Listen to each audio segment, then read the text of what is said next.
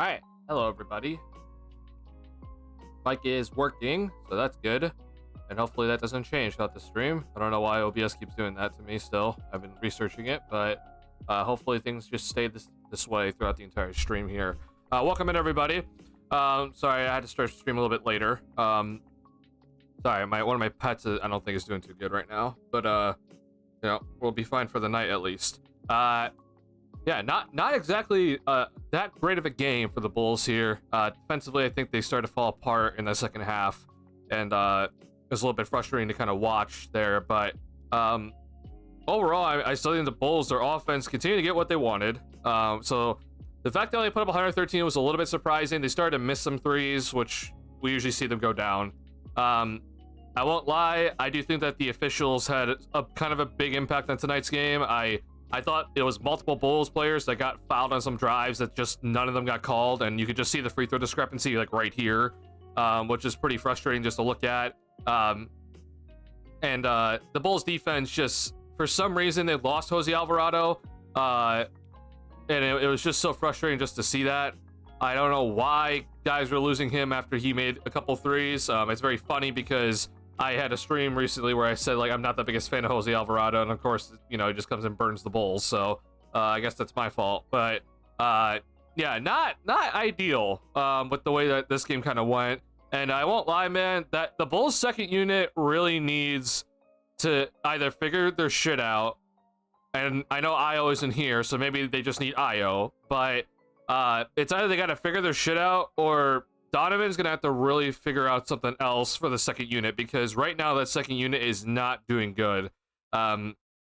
They continue to have some serious issues defensively, and the offense, unfortunately, without either Levine or Vucevic out there, it just seems to really go into a struggle bus where Kobe is in a sense a shot creator, but he isn't Levine-esque.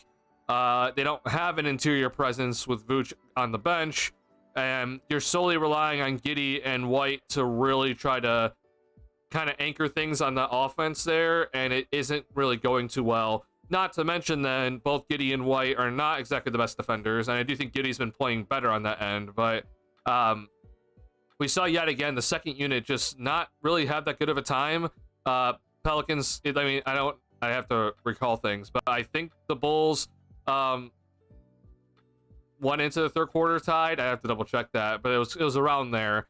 And then all of a sudden the Pelicans, after Jose Alvarado hit another three, the Pelicans are up by 8, and you just saw like the second unit is just like not really that good. And I think a good way to kind of just look at this is just, again, it's not necessarily this guy's fault. I think Jalen Smith had a good game, but when Jalen Smith was out there, which he's, you know, mostly out there in the second unit, he was minus 17 tonight, which I think is just kind of a pretty big indicator that the second unit lineup was not doing good. And again, this is not Jalen Smith's fault by any means. Jalen Smith had a really nice night tonight, 6 and 9 from the field, 13 points in 13 minutes, which is very good for him. But the second unit itself, that lineup where it's Kobe, Giddey, and we've seen more recently Patrick Williams out there. We saw some Dalen Terry out there as well. It just isn't good. Donovan's gonna have to either make a lineup switch where you put one of either Levine or Vucevic out there, or, I mean, Io comes back tomorrow, so maybe that's just the answer, and it'll just provide some more stability out there.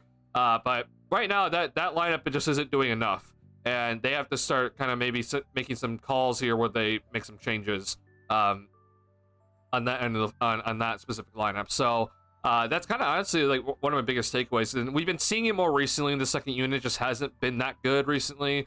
But I think now we're kind of getting to the point where it's like this is not just like, oh, it's a little bit of time where it's like, oh, the second unit isn't doing too great. This has been a consistent trend now, so it might be time for a switch here, and I'm gonna be interested to see how that's gonna work out for Donovan, or if he even does make a switch, because I don't think he will, honestly. What's going on, Calvin? I haven't seen you in a bit.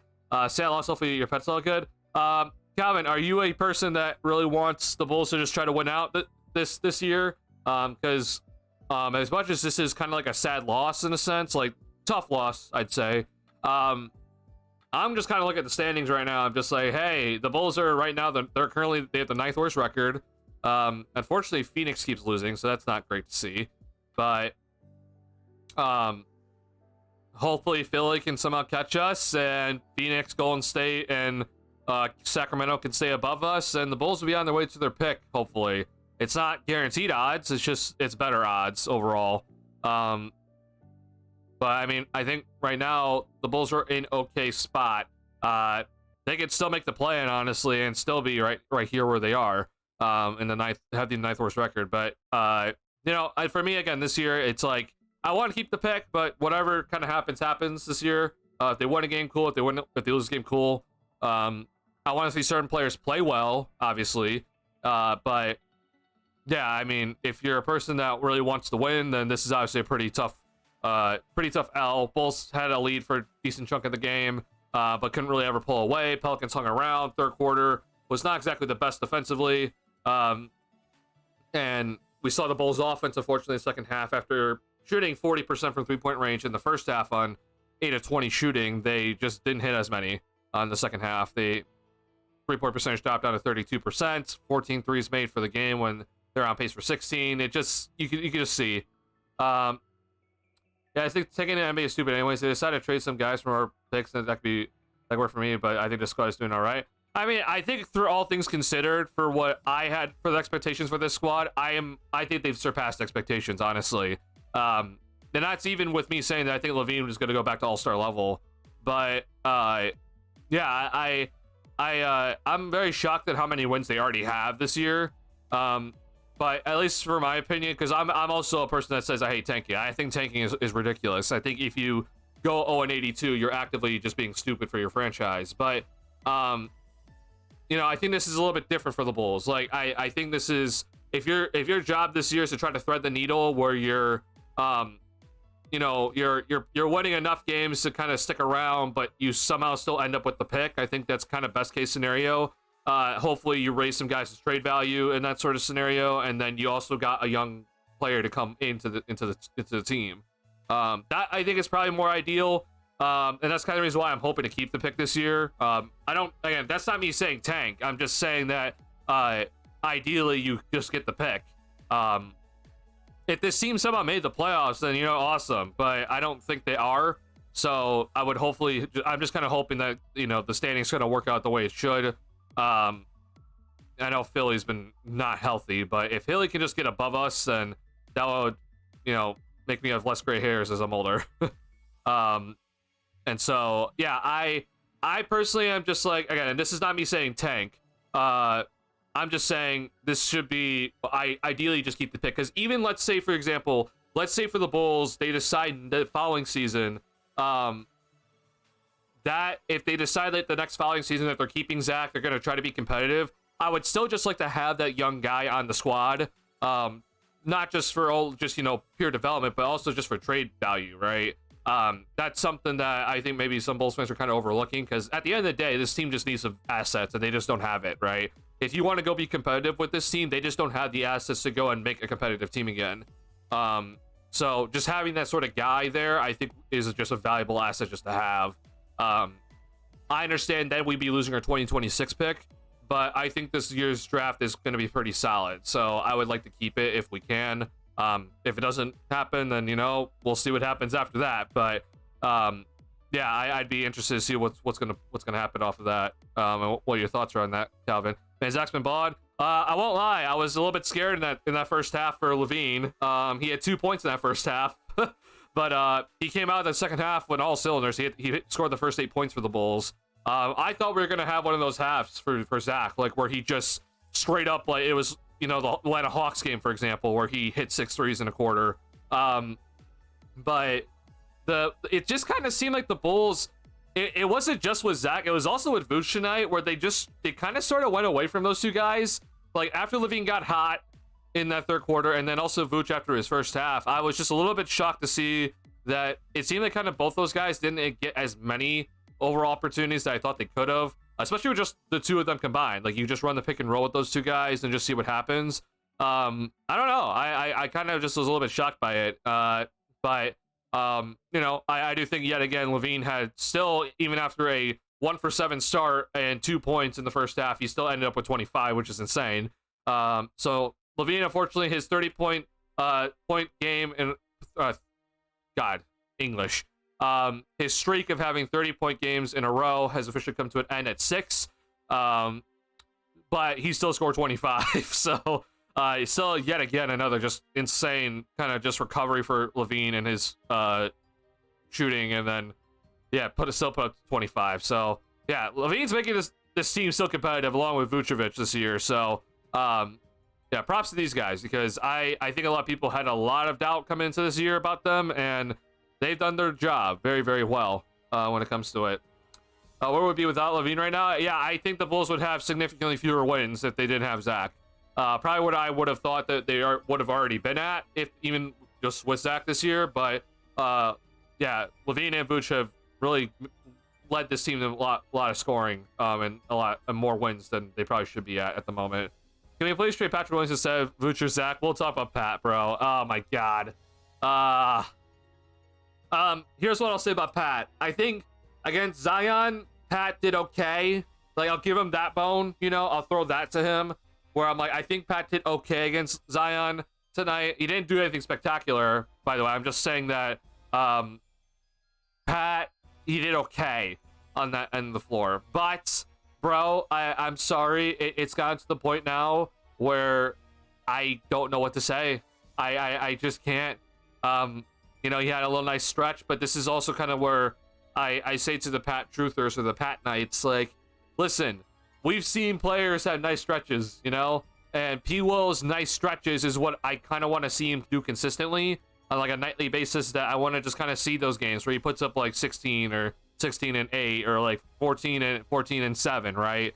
Pat, unfortunately, now with just the way he's playing, I'm just like, if there is any hope left, it's just barely there for him to just become like a consistent starter. But bro, the missed layup that he had today, where it was a wide open point blank shot and he just missed it, I'm just like, I don't know what to say. We're at the point now where I don't think any of this is just like at this point for Pat. Like, there's just no excuses for anybody to kind of give him. You're missing point blank layups at this point.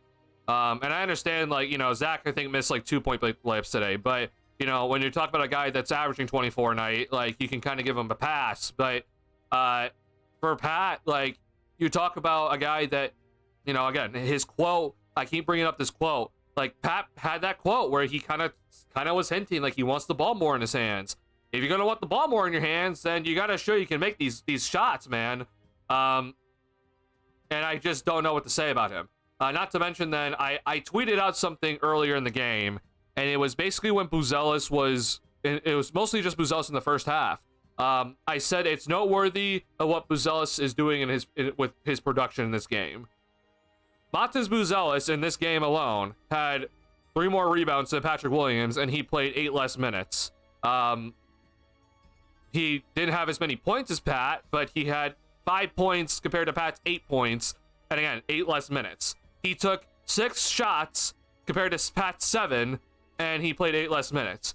He took 3 threes to Pat's 4, and he played 8 less minutes. Okay, Pat had a block, Pat had an assist over Buzelis, but again, I just look at the production difference, right?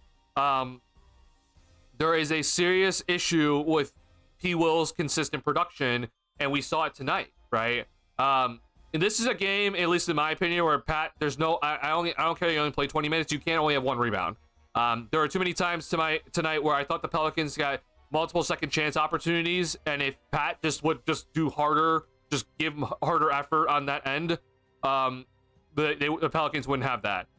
Pelicans had 25 second chance opportunities tonight, and I think they had at least 14 offensive rebounds. It was 13.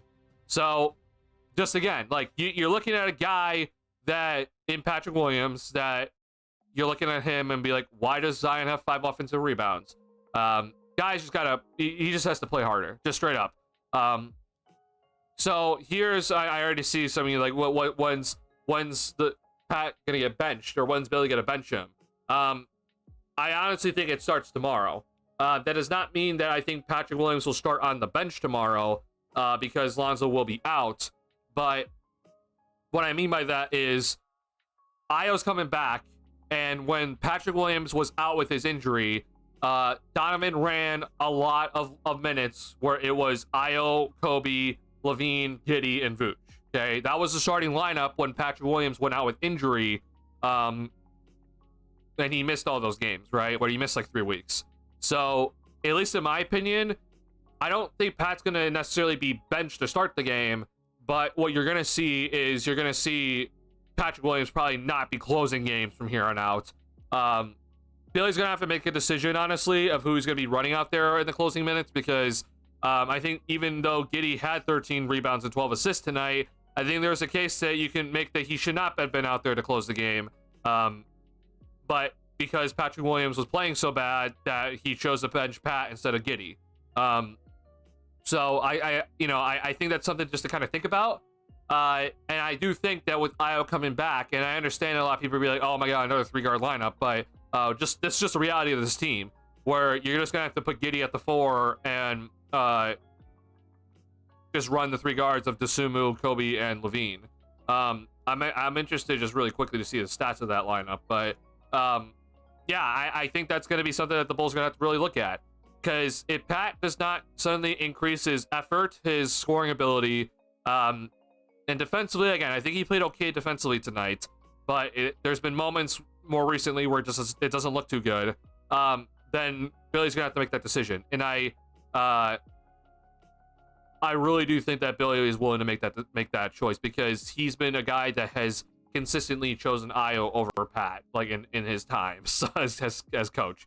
So I would not be shocked if he does decide to actually run that lineup more, where you put Io in and you just put Williams on the bench and you put Giddey to the 4 and you run the 4-guard lineup, if you want to call it that. But let's just say, honestly, let's just say that it's 3 guards, because Giddey has been basically playing the 4 anyway, or a forward. Patrick can't even dunk properly. Well, we did get a Patrick Williams dunk today, but yeah, he has not been able to dunk properly at all this year. The fact that he made a dunk today and it was good looking, I'm shocked. Like I'm genuinely shocked at how well he dunked that ball today. I think Patrick should be on the bench for sure, but realistically, the squad was still looking kind of nice tonight. I like our backup center; he did decent, and if someone can step up in Pat's spot, yeah. I mean, look, Jalen Smith, at least in my opinion, I've been pleasantly like just enjoying his time here. I understand that Jalen Smith, his offensive efficiency isn't exactly where it was last year, and he's missed some games here and there. But when Jalen Smith does play well at backup center, like I really do like him. He's not any sort of defensive guy. He's very lost on that end of the floor. But overall, I've been really enjoying Jalen Smith out there. It's just like I thought this year we would see Jalen Smith a lot more, because I thought Vooch was not going to be that good, but Vooch has been pretty good this year. So Jalen Smith has just had less minutes overall. I mean, I think he's he's averaging 15 minutes a game. I thought that'd be closer to 20, honestly. But yeah, Jalen Smith, like, it's these types of games like tonight where I'm like, yeah, this is why I wanted Jalen Smith on the team. And so I do think that like, let's say if Vooch is traded at the deadline, okay, which I think that is more of a realistic chance than Zach being traded right now. But I don't think either happen. If Vooch is traded, then Jalen Smith will go into the starting lineup, and I'd be interested to see how that works. But that being said, I don't think Jalen Smith is the starting center of the future for this team. I think, unfortunately, just defensively, he is too much a liability, and unfortunately, because of he's a little bit smaller and for the center, that's gonna just take him out of the starting lineup. But for a bench guy, I think he's a very, very productive bench guy, and I would love to have him moving forward on this squad. And he's here for the next 2 seasons at least. So when is Billy going to pull the trigger? Is the media not challenging him on benching him? I think the media has challenged Billy throughout this entire time here about Pat. Like I think even Casey Johnson has kind of even said like he's even kind of hinted at like Billy, like, all right, when's the decision with Pat? Like what's the decision making with him? And I wouldn't be that opposed to benching him right now. Especially, again, like, I think you need to wait for Io to come back, first and foremost. But, yeah, I wouldn't be opposed to benching him. The thing is, though, is with just the way this team is constructed, like, you just don't have many guys to kind of use as a bench guy. Or when you do bench Pat, like, who are you going to use instead? you're already putting Levine at the 3, which obviously Zach at the 3, he's playing kind of out of position there. But I mean, he's done a good job this year. And Giddey at the 4 probably isn't exactly the best thing for him, but he can obviously do it because he's a good enough rebounder. So, yeah, I don't know, honestly. I really don't know what's going to take for Billy, but I'm telling you this right now. I do think that we will be seeing some games, especially if Pat keeps playing this way, where he might start the game, but you're going to see Billy close with Io in the closing unit instead of Pat. I really do think that that's going to be something that Billy's going to be looking at, because he's already done it this year. That lineup already this year has been kind of like it hasn't been amazing, but it's been all right. So let's just do this really quickly. So we'll go to 3-player lineups. I just want to look at this. Okay, so these 3 guys has been a negative combination, unfortunately, this year. Best combination has been LeBall, Kobe, and Giddey in this many minutes, which is very few minutes, but interesting. Overall.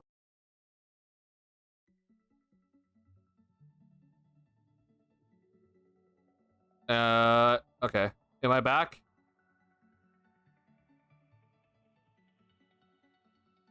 Am I back? Give me thumbs up if I'm back. Sorry, my internet just completely died for a second. Sorry about that. Actually, I don't even know if that was my internet. I think my OBS just died. That was interesting. Sorry about that. Yeah. No bit right. Sorry about that, guys. Don't know what happened there. Okay, sorry. We're back here. I was looking at lineups, three-man lineups. So, what I was saying is that this 3-guard tandem lineup here of Levine, White, and Dosunmu, the plus minus has been basically even, so it's been 0. But we see here, like, they played a decent chunk of games already together, like 24 games clearly. So yeah, I think this is something just that you're gonna see a lot more of, where you see this specific lineup of the 3-guard tandem. But then to go to the 5-player lineup where we see it's gonna be Dosunmu, White, Levine, Giddey, and Vooch. I just want to see if that's up here in terms of minutes per game, because I think that should be up here, honestly. The games played, maybe that's a little bit easier. Okay, so here it is. This is Patrick Williams. Sorry, this is a lineup right here. So this lineup here is what I'm talking about. So you see it's Vucevic, Levine, White, Dosunmu, and Giddey. Okay, they played 16 times already this year, and they're at negative 0.3. So, you know, it's plus minus. It's not perfect, but the efficiency overall with this lineup out there, I mean, they're shooting 53% from the field, 44% from 3-point range. So that seems obviously good enough, you know. I'd be very interested. I honestly would just probably run this lineup a lot more if I'm personally Donovan, and just take Pat out of the lineup if Pat's going to be consistently putting up these performances. I know we're going to have to give Io some time to kind of probably get back into game shape. Like, you know, he might have like a good first game, but then, you know, he might have a bad second game. You know, just guys coming back from injuries is just a little bit rough, right? So I personally would just be looking at this lineup once Io can, like, you know, get back to his normal minute load. I'd be running that lineup a lot. And then it's going to sound crazy, but I'd also be thinking about running, you know, taking out Giddey and putting in Ball. So same lineup, but just you take out Giddey and put in Ball. And I understand that, like, that's very small then. You'd be losing Giddey's rebounding with that lineup. But, I mean, you want to talk about spacing, you want to talk about 3-point shooting, and then I think there's enough defensively between Dosunmu and Ball where you can, like, at least kind of pass by. I understand the other 3 are kind of defensive liabilities, but that's just something I would really consider if I'm Donovan. I don't know if that lineup has specifically played with each other yet this year, because I know Lonzo missed a lot of games, and then Io's more recently missed a lot of games. So I don't know if just those guys haven't really played a lot together. But I'm going to quickly look for that lineup if I can. So this is almost there. We're just missing Kobe here. And unfortunately, just these guys, these are kind of the guys that are always interchangeable with each other, because like this is how Kobe or how Diamond kind of runs his system. So it's kind of hard for all these guys to kind of line up on the floor at once. But I'd be interested just to kind of see it. I don't know if that specific lineup has ever gotten time together. Oh, here it is actually. So this is the lineup. So it's been in very limited time, and unfortunately the Bulls are 0-5 when this lineup has played together, but they are plus 2.2 in this lineup, and they're 50% from the field, 42% from 3-point range. So 2.8 minutes per game. So it's not exactly a lot of time together, but they have played this lineup together. It's been very limited, but it has been a thing. So I'm interested in seeing if Billy decides to go with that, because I would personally be looking into that lineup as well. I understand it. Again, Ball will not be playing tomorrow because there's a back-to-back, and Lonzo played tonight. So Io is coming back, and he'll probably be kind of replacing Lonzo in the starting, or not starting, in the rotation. But once kind of everyone's back, right, assuming no one else gets injured, then I would be personally looking into doing these sort of things if I'm Billy. Patrick Williams is becoming garbage each game goes by. I won't lie, bro. It just seems like that, and I'm just so frustrated by it, man. Like when Pat came back from his injury, I started to have hope again. I was like, okay, like you're looking better. I've seen more consistent games from you. Your effort is just there. You know, he's like consistently in double digits every night. He's like scoring it like pretty efficiently. There are some, you know, iffy nights, but at least you're scoring efficiently on some nights. And then I don't know what happened, bro. It's just like 7 games ago, just something happened where he just decided I'm going to either be aggressive and miss every shot, or I'm just not going to do anything. And it has not led to anything good, unfortunately. And it's really frustrating. Jalen Smith needs more minutes. I'd rather see Jalen start at power forward, but that will not happen because P will present. So I would like to see Jalen Smith get more minutes, Christopher. It's just that lineup of Smith and Vooch together, it's very scary to me. I think offensively they're fine. I think offensively they can easily run that. It's just defensively I'm just scared. You're having 2 centers out there technically. I know Smith is kind of, you know, a tweener, but defensively I'm just scared about that lineup. Unfortunately. I like the Giddey, Lonzo, Zach, Kobe lineup. That is also it's been a pretty solid lineup this year. Let's see if that is up there. I do think it is up there, honestly. In terms of just minutes per game, I'm not seeing it so far, unfortunately. I'm just gonna. Sorry, it's Ball. I need to do that instead. Sorry, this is just an easier way just to look at things. Oh, I don't. Maybe this is the first time they played it tonight. This can't be right. Hold on. I must be missing it somewhere. No, okay, that has P. Will, that is Buzelis, that is Phillips. That is Buzelis, that is Phillips, that is Sumu, that is Buzelis, that is Phillips. Really? Okay, here it is. This is the lineup. Okay.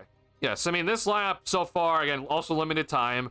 4 games, but, you know, they're averaging 3.5 minutes per game. But, I mean, it's been plus 6.3. Like, that's very good. So, yeah, I think this lineup, again, this is kind of what I'm thinking could also be run a lot more. You're not going to start this lineup for obvious reasons because Lonzo, but maybe this is your closing lineup instead. Bulls are last in the league in free throw attempts per game. I don't know what they can do about it. It's not like they don't try, but they don't get calls. AV Breeze, man, I'm just as frustrated about that. I think Levine got fouled 3 times tonight before he got his first free throws. And I thought I heard him get slapped on the broadcast in 2 of those instances. Zach LaVine is one of 50 players, I'll just say 50, but it's technically 49, that have driven to the basket at least 290 times already this season. And he is, I think, like 17th lowest on that list in terms of getting the foul call, which makes generally no sense. Here, I'll pull this up for you.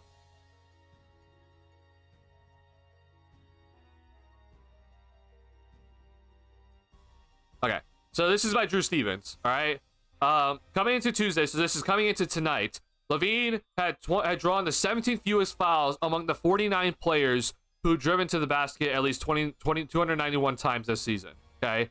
Like, that makes no sense, in my opinion.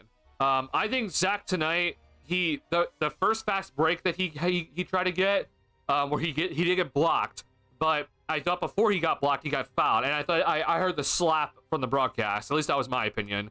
The missed layup that he had, I think it was on his 5th attempt per game in the game. He got shoved in the back by Zion, and they didn't call that one. And then the most obvious one, where I definitely heard the slap on this one, is in the 3rd quarter when Zach drove and Zion clearly reached in and slapped him across the arm, and the ball, went like above the backboard, but like very clearly that was also a foul, and nothing was called, and the official standing right there. I am aware that the officials, they lost an official today during the game, so they had only 2 officials for most of the game. But brother, like, the fact that LaVine doesn't get the foul call, it makes no damn sense. He eventually got one, and he obviously got the one where CJ McCollum wrapped him up, but I just don't understand, bro. I'm with you, AV Breeze. Like, Zach is one of the guys that drives to the basket all the time. And honestly, in my opinion, he almost drives too much sometimes, but he doesn't get it. I also think Kobe had some free throws tonight, but I also think he's a guy that just does not get the foul call for whatever reason. He shot 5 free throws tonight, so they really shouldn't be complaining too much, but I don't know. Unfortunately, so usually one of the biggest people that get foul calls is your big. Vooch has just never gotten that in his career either, and I do think that is sort of kind of on Vooch, because he does, he's more perimeter oriented these days.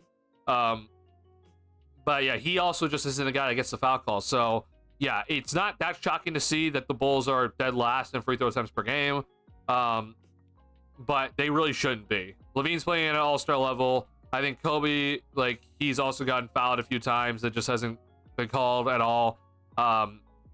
So it is frustrating overall just to see it. I don't know why. What exactly is the thought process for the officials? But I won't lie, bro. The officials had a pretty god awful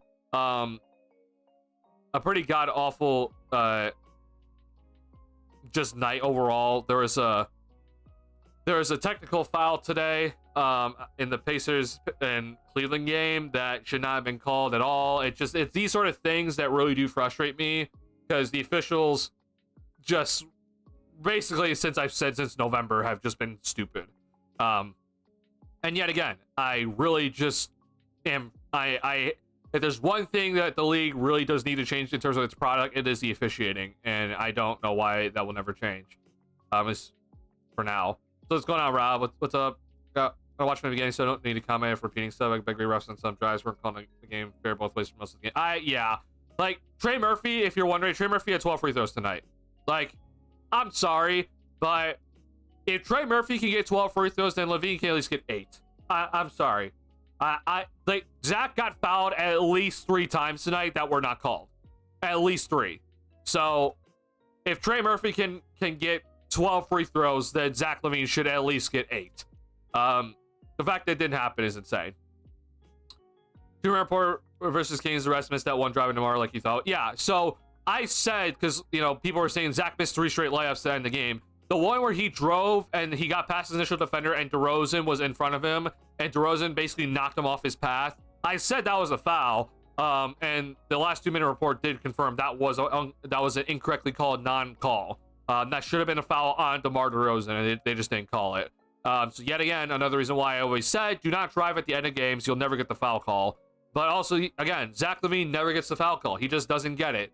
I don't know what it is. I understand he went 1 for 3 for free throws tonight, but like, either way, bro, you should at least get 8 free throws for what, at least in my calculations. I'll talk about it. Jamal Murray dropped 32. Hey, maybe Jamal Murray's back. Honestly, they just need to move Jamal Murray to the 2 and just have Russell Westbrook start. They're playing the Mavericks though, so that, they don't have anybody right now. The people found Murray. They called the foul on the feet. I didn't watch the whole section, but he saw you didn't.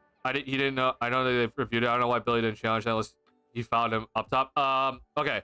So Rob, I know you're gonna see this later, but Patrick Williams did foul DeJounte Murray like up top. Like, it was very clearly a foul on P. Will. If you're wondering if it was down low, it wasn't. It was contact up top that very clearly DeJounte Murray got hit from Pat. So yet again, just another bad Patrick Williams moment. But Pat did foul him.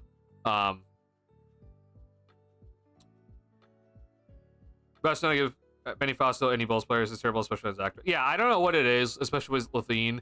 And I've said this about Levine's entire career, that the officials never give him the call. I don't know why. I'm aware Zach is one of those guys where, like, he isn't Jalen Brunson, who's going to be, like, actively seeking contact and taking it and making sure that you see it. And it's like, oh, say I'm going to flail and, you know, get the foul call, right? Zach's one of those guys, like, he's like Westbrook, where he's so athletic that he's going to try to finish the shot. So if he does get hit, he's going to actively try to make the shot. That's always how Zach has always worked. So I don't know what exactly he needs to do. Like, this is also the thing that John Wall had an issue with. Like, John Wall was similar. Like, whenever he drove and I feel like he got fouled, the officials just would never give it to him because they don't see, like, oh, like, he actively got, like, to turn off his path. Like, they just think he's fine. So I don't know what it is. Like, maybe Zach just honestly might need to start thinking about just flailing and seeing if that gets the call. But honestly, even when I've seen that, when he's tried that, it doesn't really work out all the time for him. So the officials just have certain guys that just will be like, yeah, that's a foul for that guy. And then there's other guys that's like, nope, that's never a foul. Zach, unfortunately, just falls under that category where he doesn't get the foul call. And it's so frustrating because that's not how it really should be. Like, Zach is consistently drives, he consistently gets to the basket, he's one of the best finishers as a guard in the league, and yet he doesn't get the foul call enough. So don't know what it will take, honestly. Getting to rest tonight. Remember that 4-ref thing I said? Smith seems to always get called for foul on blocks, and I think Billy think this I think 3 times is your challenge in 1. Yeah, so I don't know what exactly it is, but I do agree maybe we need to start looking into 4 refs or 4 officials. I won't lie, bro. Like, this is now, I think, the 3rd time that at least I remember where an official had to leave the game, and it's just a Bulls game, okay? So I don't know if the officials just are not healthy enough, and they're clearly not doing enough for their conditioning, and that's why they're getting injured, or it's just that guys just seriously need to, they just need to get better guys. Like, I understand that there's always just, there's just always, like, guys that just get injured, just like how players in the NBA just get injured. But yeah, this is too many games now where we've had to see where we had to see 2 officials for the game instead of the typical 3. That cannot happen. That's something that really needs to be looked at, and I don't know if it's just the officials just not, you know, if they just taking the night off or whatever, or they're just not conditioned right. But either way, I do think that, honestly, Rob, your idea of 4 officials might be the right way. However, as I've been very clearly adamant about this year, I have been very pissed off that the officials pretty much all season long. I don't ever really think that, I mean, it's not even just for Bulls games. Like, I've been watching for other teams' games, and I'm just like, the officials are missing blatantly obvious calls and nothing happens. So, at least in my opinion, I do think that, the officials, like, I don't know if more is exactly the solution, but to at least have, no matter what, if one goes down, 3 officials, then that's at least that's a good thing. But 2 is just not enough, in my opinion. I see you, Migs. Yeah, I don't understand that either, Rob. Do you think the Bulls will make a move with this trade deadline? For honestly, Megs, I think the percentages keep dropping by the day. At least in terms of what I think will happen in terms of the Bulls making a move. For Zach specifically, it's not his fault. I mean, Levine's been damn good this season. I mean, the dude's shooting over 50% from the field. He's shooting 45% from 3-point range. He's very clearly impacted winning. His box plus minus in terms of 100 possessions per game is the best of his career. He's positive in terms of plus minus. In terms of a negative, a team that has, is under 500, he's plus in the plus minus department. So, like, if you're saying that he's not impacting winning, he's very clearly, when he's on the court, the Bulls have just been better. So even that being said, though, just because of the CBA being bullshit, and there's just a lack of market for just kind of big names right now. Like, if I'm gonna have to make a bet, I also think Jimmy Butler won't get moved, and he clearly wants out. I also think Brandon Ingram won't get moved, and he's on the last year of his contract, and Pelicans clearly don't really value him at the moment. I just honestly think that right now with the current CBA, there are many teams that just do not want to trade for a big contract. They are very scared of trading for big money. And because of that, like guys like Zach, guys like Ingram, guys like Jimmy Butler, they're just not going to get traded. And they probably should get traded, but they just won't get traded. So, unfortunately, I do think that, again, I want the Bulls to trade LaVine. Again, biggest LaVine fan here. I think the Bulls should trade Zach and try to hit the rebuild button and try to get as much young talent as possible. But with just the way it's working out, I think LaVine's here to stay for the rest of this season, and we'll see about next year. The biggest kind of guys that I could be seeing get moved. So if you're wondering about Vucevic, I mean, the Golden State rumor is there, but with just the recent comments I've been hearing, I don't have faith in that move at all. I've also just said that I don't think the Warriors should be getting Vooch. It just doesn't make sense for their system, at least in my opinion, but, you know, maybe I'm wrong about that. The guys to specifically look at, I think Kobe White is one guy that you're going to have to seriously, you might have to really consider moving, and I think a team will be willing to take him. Again, he is on a very cheap contract, and he has given you at least enough production to the point where, he's a 37% three-point shooter. He's had his ups and downs for sure, but a team trading for him is going to definitely be bring him off the bench. So maybe a team will take a chance on him. The other guy to me is Torrey Craig. It's kind of not. I don't really know if Torrey Craig is injured. I mean, I know that, you know, they just recently announced that he's gonna be out for at least the next 2 weeks, but I don't really know if he is that injured. Honestly, I'm just being dead serious. But he's a guy that I know at least some team will take. Bulls won't get really anything special for him, but because he's on a minimum contract and he's a forward that at least provides some size, a team's going to trade him for him. And again, it's going to be nothing significant, but I think a team will trade for him. And so that's kind of it. Honestly, I don't think Ayo's going to get traded just because he got recently injured. And again, I wouldn't personally trade Ayo, but that's honestly it. Like, maybe the Vooch deal does happen with the Warriors, like maybe, but I think after that, I don't really see a move. I really don't. I think just the way that the new CBA has really screwed over teams, and the way that just in general how some teams look at their rosters, like the Bulls just don't have a lot that's on the cheaper end to give the teams that is valuable for them to make their runs to the title. So yeah, I'm having some severe doubts about it, honestly. But that being said, there's still 12 more games until the trade deadline. So, or sorry, is that right? I don't remember exactly how many games there are, but there's at least a lot of games until, at least a good chunk of games before the trade deadline. So we have a lot of time here. So I wouldn't like write it off just yet. I'm just kind of saying what I think right now. And again, I could be easily wrong about this. I want to see it put together a highlight package, a bunch of drives where guys getting fouled, they're not getting calls. It seems like every time this year, at least to an opponent's easy dunk or layup. I mean, honestly, bro, it's just it won't do anything. But you know, I wouldn't honestly oppose it just to make the league office do more work, and just have to look at it, because it's been honestly ridiculous the amount of times I feel like guys this year have not gotten the foul call when there's very clearly a foul, especially on a LaVine or Kobe drive. It's been insane. Murphy free throws and Zach comparisons. Yeah, it is honestly ridiculous. Like, LaVine has 3 free throws tonight and drove to the basket, I think, a lot more than Trey Murphy did. Trey Murphy took 12 threes, or 13 threes tonight.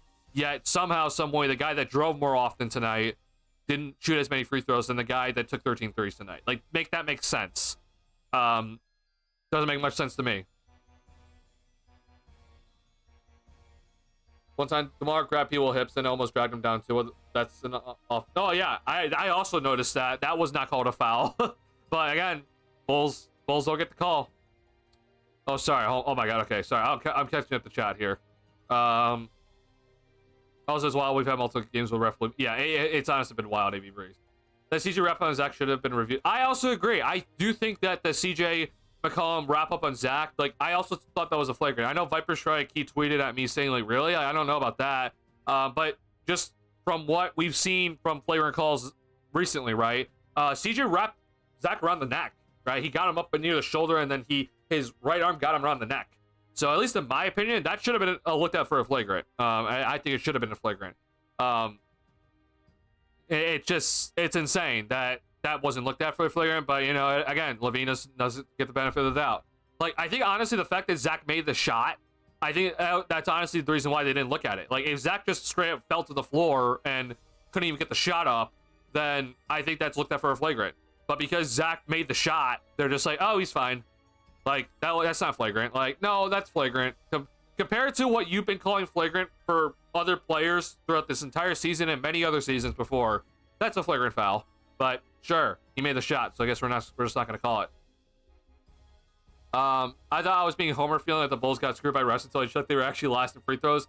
I promise you, it's not Homer feeling. Like, I know every single, you know, fan feels like, oh, we're not getting the call. No, the Bulls just don't get the calls. Like, the data shows they just don't get the calls right now. Including obviously the last 2-minute report from the Kings game. Like, Zach got fouled by DeRozan and they just didn't call it. Like, that very clearly is a missed call by the officials. And yeah, it's not like, oh, you're being a homer. No, they straight up just have not gotten the call, and it's frustrating as hell. Don't know what it's gonna take. If I would love to do an experiment, honestly, where you take Shai Gilgeous-Alexander and you put him in the Bulls uniform and just see what happens. Like, how many calls would he actually get? Is it the player itself, or is it the jersey that they have on? I would love to see how it would work out. But again, right now the Bulls don't get the calls right now, and it's stupid.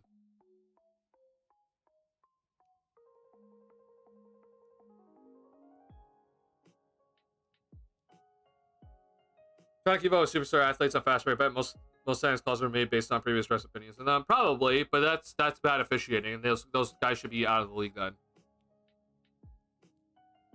The way DeMar drew fouls, I don't see how he's that much better at it than Zach, but it gets way less free throws. So DeRozan would draw fouls because he had the pump fake, right? So DeRozan in the mid-range or in the post, he would get guys on the pump fake all the time. Guys would hit him, right? And then he just try to chuck up the shot and get the foul call, right? That's how he got a lot of his free throws. But I do agree also, like, I don't think DeRozan does anything necessarily special compared to like Shai or Harden, right? Yeah, and DeRozan doesn't drive as much as Zach, but yet here we are. I didn't move Kobe yesterday if I were the GM. I wouldn't be opposed to that, honestly, Sam. Like, I do think that trading Kobe wouldn't have been the worst thing in the world, honestly. Vooch plus Williams is enough salary to trade for a max contract. If you were in charge, would you take on a bad contract for picks with that package?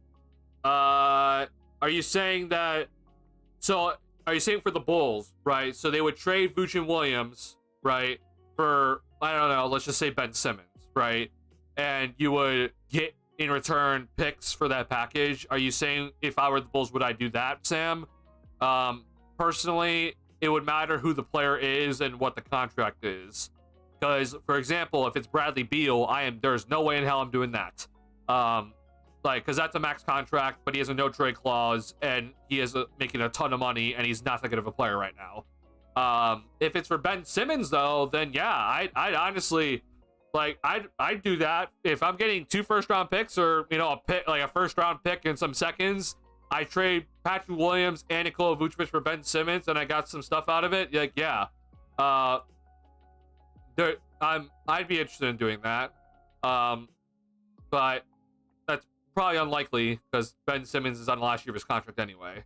Yeah, I personally would probably not even interested in that. Like, if you're wondering about Jimmy, like, if you're trading for Jimmy, you're trying to win, so that doesn't really help you. So likelihood of that happening is pretty low in essence. First basis on Kings, not Pelicans going on a run, maybe. I have more doubt about the Pelicans just because their lack of defense is kind of still evident, and they're also just still missing Ingram and Trey Jones. But again, if Zion is going to be like this damn good, then sure, I could see maybe the Pelicans maybe go on a little bit of a run. Will they catch the Bulls? Probably not, but it would be nice if they caught the Bulls and passed them up. But I mean, we're talking about 8 games they have to make up from the Bulls. Like, that's a long way. So I would love for them to catch the Bulls, but that's very hard, at least in my opinion. I don't want Beal, but Vooch and Lonzo for Beal almost work salary-wise, right? Yes, Vooch and Lonzo for Beal would almost work salary-wise. Would I do it? No, absolutely not. I would hate it. I would hate having Bradley Beal on this roster. The contract itself is ridiculous. There's no reason to put yourself in jail. If you think Levine's contract's bad, then go look at Bradley Beal's contract. It's honestly like 5 times worse. And the player just isn't as good right now.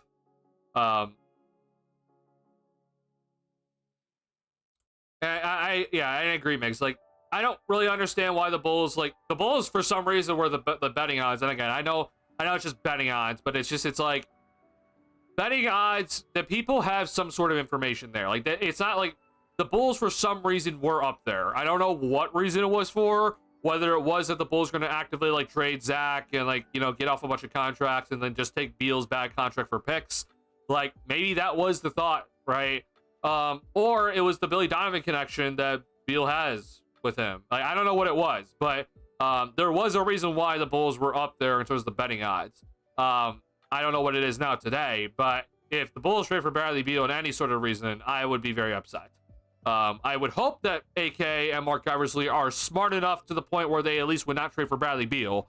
But at this point, I don't know. I've seen dumb things from them, so they could make the biggest and dumbest decision ever and go trade for Bradley Beal for whatever reason. And I agree. Like, Levine and Beal would not work, but this front office thinks weirdly. So if they would make a Beal trade and think that the Bradley Beal and Zach LaVine thing would work, then again, they'll find a way to do it, and it'll be stupid as hell because we've seen stupider things. So again, I wouldn't put it past them. Like, you can't just say like, why would, like, that makes no damn sense. Like, why would we do it? Like, again, you're talking to guys who make millions of dollars to just sit on their asses every day, and they don't really do much for this team and make poor decisions. So they're guaranteed jobs for at least the next 5 years, so they can make the stupidest decisions ever and they'd still have their job. So don't put it past them.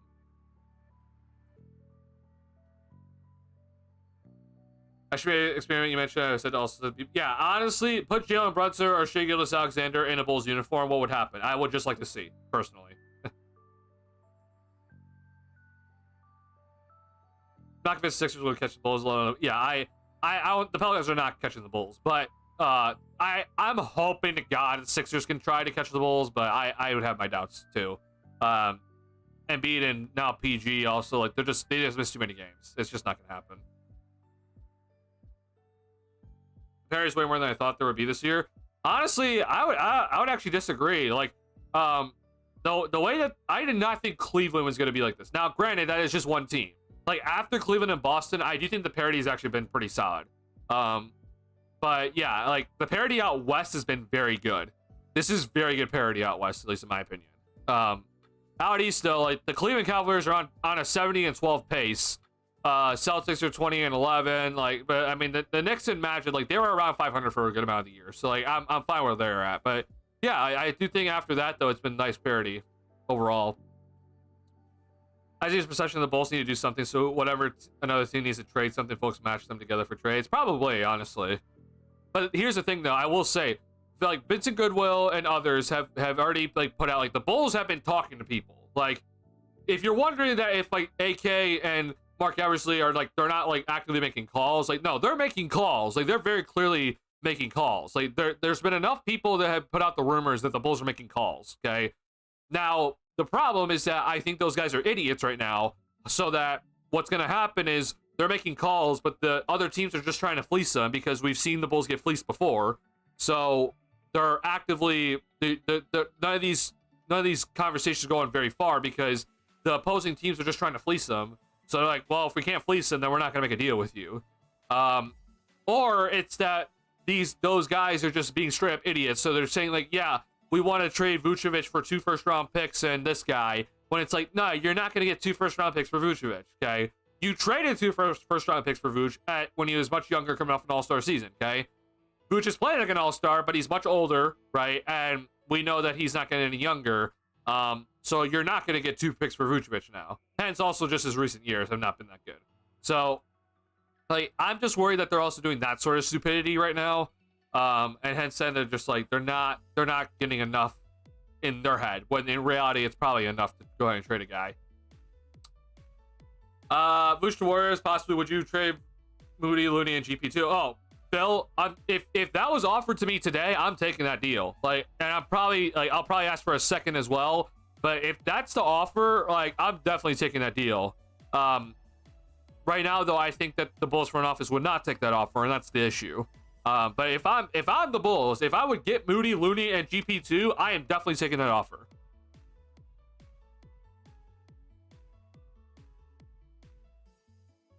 Try Zach with three defensive guys and a rim protector. I'll plan if for Zach is staying until the end of his contract. If you're gonna try to be competitive, then yeah, that's the way you would have to build a team. But I don't know what they're doing, honestly. Like, it seems like they're trying to be competitive, but yet they've also said they're trying to sell. So, like, I don't know what they're doing. Hence what we've said for a long time. We've said that we don't know what this front office is doing. So yeah, I really don't know what they're doing right now. It's frustrating as hell. So yeah, we'll see what happens, honestly. Again, if Phil, if that is offered to me, I would definitely do it. I don't think the Warriors are, it's either the Warriors are not going to do that or the front office is not going to accept that deal. Because they think it's not enough for Vucevic because he's playing an all-star level this year for whatever reason. Again, I don't think you're going to get much for Vuce. Like, if I'm offered that, I'm taking it. Like, that to me is the fact you're getting Looney, the fact you're getting Moody, and I think you can trade Looney later. GP2 is, we'll see what we can do with him. But ideally, you'll probably get like a second rounder as well out of it. Like, yeah, that's something I'd definitely take. I don't think Vooch has a lot of value. I understand a lot of people they've looked at the way he's played this year, and he's played very well. He's been much more efficient than usual.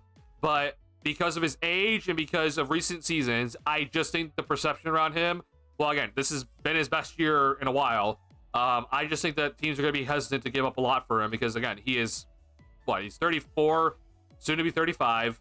I'm not going to be willing to sacrifice a lot more future assets for him. So I would personally just be like, nope, here's the offer, and for the Bulls, I think you just take it. He's shooting, 56% from the field. That's very good. He's shooting 43% from three. That is significantly higher than his previous season. So I get it, but still, I'm not. If I'm the Warriors, I'm not making a big move for Vooch.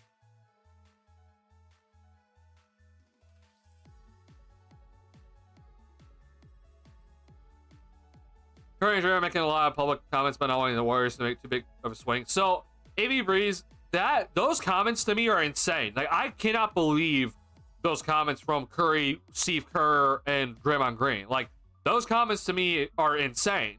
However, I do think, though, what people are not taking into account is that, let's say if Curry and Draymond did say that they wish that the front office made a big splash, that is basically throwing their teammates under the bus, right? Like, that is something that I don't know if many people are really thinking about. It's like, that is sort of throwing their teammates under the bus if they do make those sort of comments where it's like, yeah, I'm hoping for some urgency from the front office to kind of make a move, right?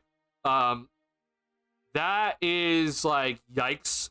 Because that might, mess up the locker room. Guys might take that personally and be like, oh, well, I guess you don't trust me, right? That's, again, you would hope that they wouldn't think that way, but that's how word gets spread around, right? So, and I would hope that that's not what they're thinking, because at least in my opinion, Dunleavy for the Warriors, they actually need to go out and make a big splash. Shocked they didn't go for Zach in the offseason, and hence now,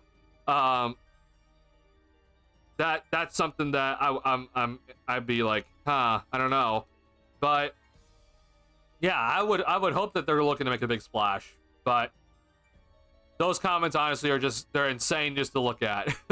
Because Steph, I understand his numbers are a little bit down, but like, he's still playing at a pretty high level. He's not playing as many minutes because Steve Kerr's running a 12-man rotation right now. But yeah, the Warriors have to make a move if they're gonna actively just be competitive. I don't know what. But if you just say the routine, that's not my area. I'm focused on the guys and they shouldn't make a move.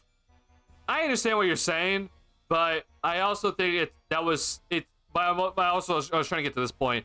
I do think that maybe that the Warriors kind of told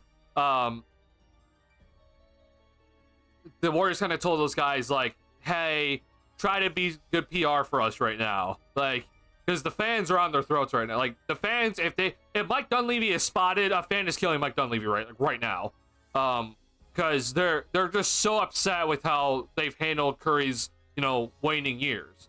But yeah, I do think that they could have also said that, but at the same time, I would also not be shocked if the PR team was just like, hey, you know, don't really say anything of like, oh, hinting like we need to make a move now. Like, just kind of say, no, I don't think we really should make a move. Because again, if Mike Dunleavy is spotted, he is 1,000,000% either getting killed right now, or he is getting detained by Warriors fans and tortured or something. So I don't know. I really don't know what the thought is with all that.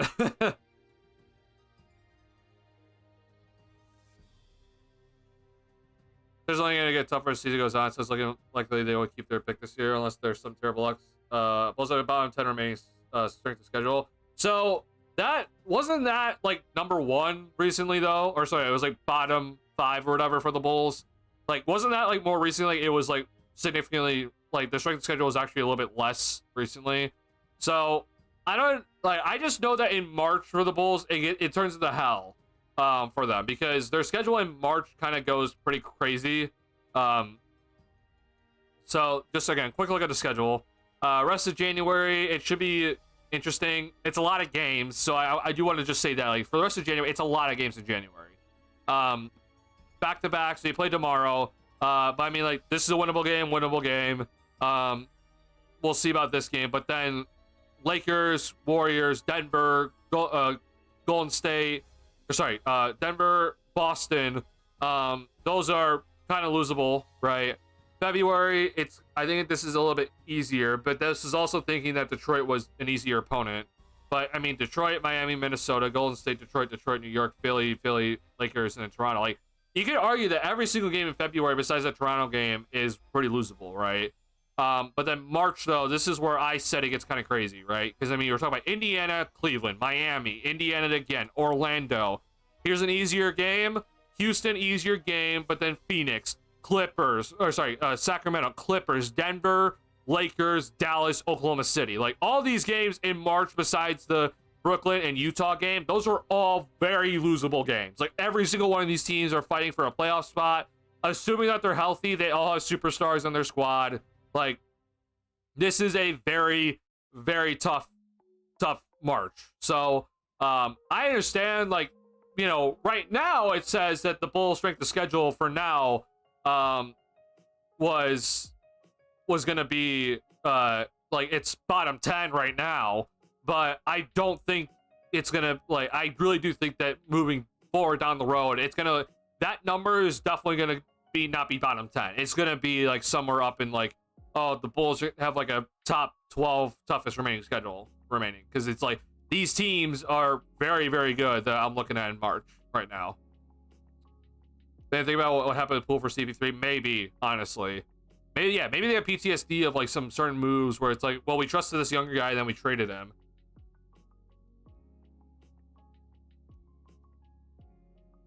Who's helping out first round? Second round, Warriors get Detroit correct too. Yeah, I think Vooch is not worth the first rounder if I'm personally making that move. No, Rob, he would not give you a 2027 first. No, you're not getting a first. If you're getting a first for Vooch, it's like heavily protected. And we saw what happened with the Portland pick, so I don't think it's worth it. Did you do a January record prediction at some point, Doug? I did. So I did a record prediction for every single month for the Bulls. I did at the start of the season, okay? So like, I'm not like doing like by every single, like not doing it per month basis. I did it at the start of the season. Okay. Whoop. Sorry, wrong thing. So in January, I had them going 6 and 10. So let's see. 1, 2, 3. So we're kind of on pace. We have 3 wins in January so far. So am I back? Hi. I hope I'm back. I'm sorry. I just saw that the bitrate went down again. Sorry. Hi. Sorry about that. Okay. So yeah. I did. If you're wondering at AV Breeze, I did say that. I did say for January, I said the Bulls will go 6-10. So like right now, we're kind of on pace. Like for now. So somehow we lost to Washington, so there's that. But we beat New York, and then that was the even out game, and then we beat San Antonio, and we beat Washington. Okay. So we have 3 wins of the season for January so far in the month. So 6-10 was my prediction, right? We're kind of on pace, but I'm sure we'll have some sort of random win where, like, because I said like well, I look at it right now. It's like I think Charlotte and Portland should be wins, and then the Toronto game should also be a win. But I'm sure we'll have some sort of kind of weird win against like Philly if like those guys don't play their main guys, right? So right now though, like we're on pace for my prediction. But I'm sure it won't be as perfect. Because if you're wondering, so let's see here. So I got November correct. So November, I said the Bulls would go 5-11, right? So if you look here, it was 2, 3, 4, 5. I said 5-11 November. I got November correct. I got December very wrong though. December was odd because they had to add in the extra in-season tournament games. But I did say that they win 1. So they had 2 in-season tournament games that were not in the schedule, and they had to add those 2 in. I said they win 1 of those games. Okay. But I said they go 3-7, or in this case, it would be 4-8 in December. But they definitely outshine that. You see 1, 2, 3, 4, 5, 6, 7. They had 7 wins in December, right? And so now it's gonna be interesting to see what they do in January, because I was wrong in October. In October, I had them going 1-4 in October, and they won 3. And then I got all of November correct, or again, not in every game, but just record-wise. And then right now in January, we're on pace, but you know, I'm sure we'll get some other win somewhere that will get them to 7 wins. So there's that. February, I know I'm already gonna be wrong, because February I thought I had them winning almost every single Pistons game, and the Pistons are just better than the Bulls right now, right? So in February, I had them going 5-6 in February. So that to me is just not gonna happen. Like, assuming that Detroit is gonna be beating this Bulls team at least 2 of the 3 games, like that's just not gonna happen in February. Because I had most of their wins in February against Detroit. So that's gonna be the one where it's gonna be interesting to look at. In March, I had them going 3-12. So maybe that kind of will get evened out by the February stuff. Like maybe they'll even out in March where it's like they won't go 3-12, but they'll go like 5-10. But I don't know. We'll see. But remember, like I said that this team would get 31 wins. So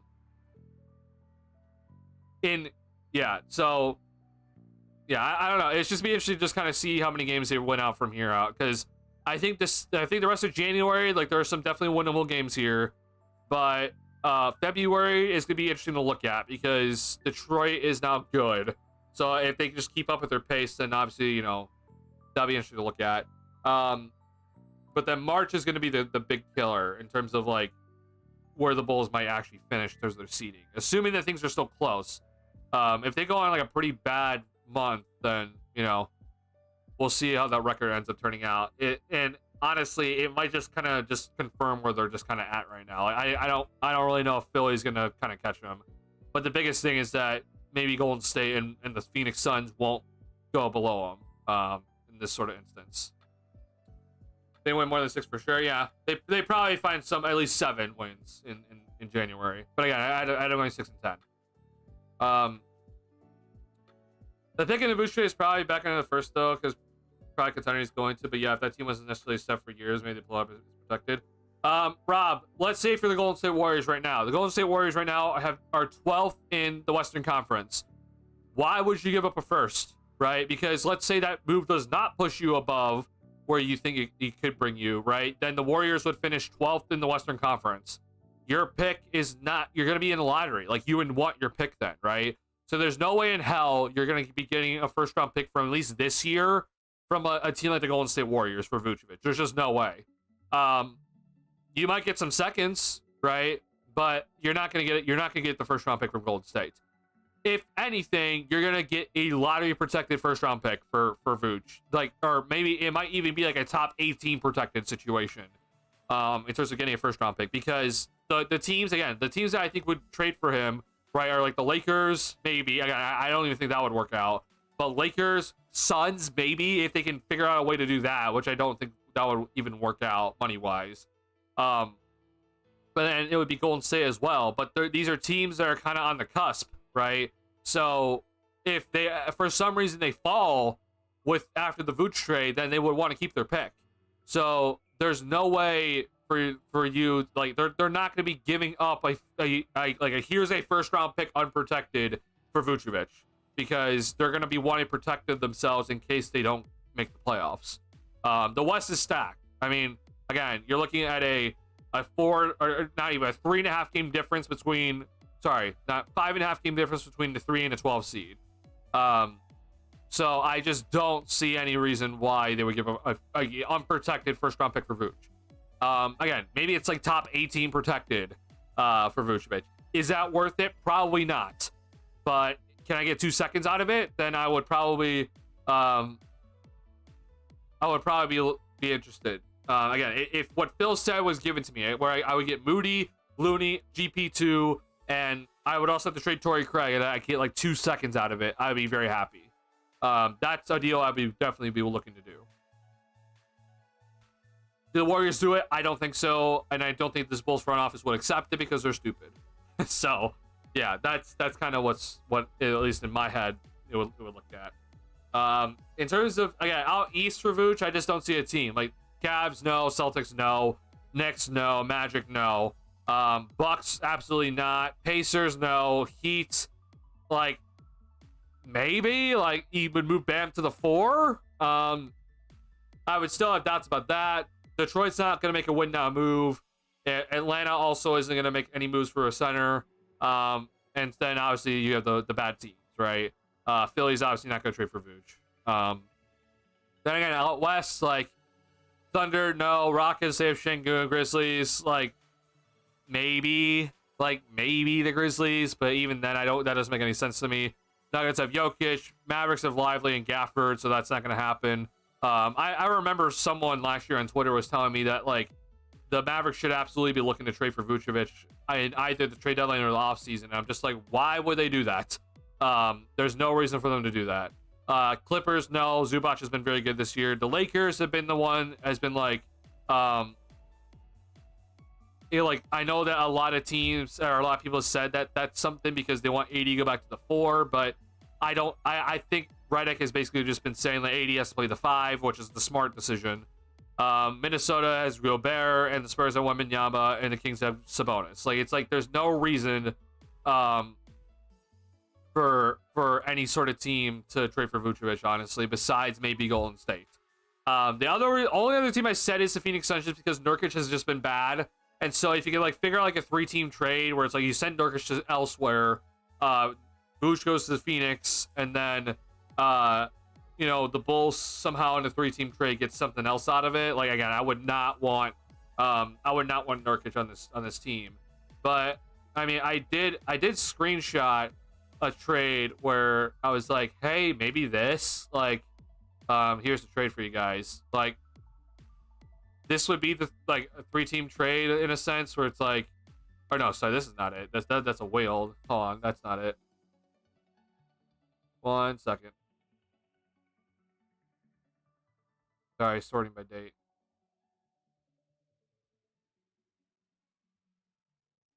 Here it is. So it's like,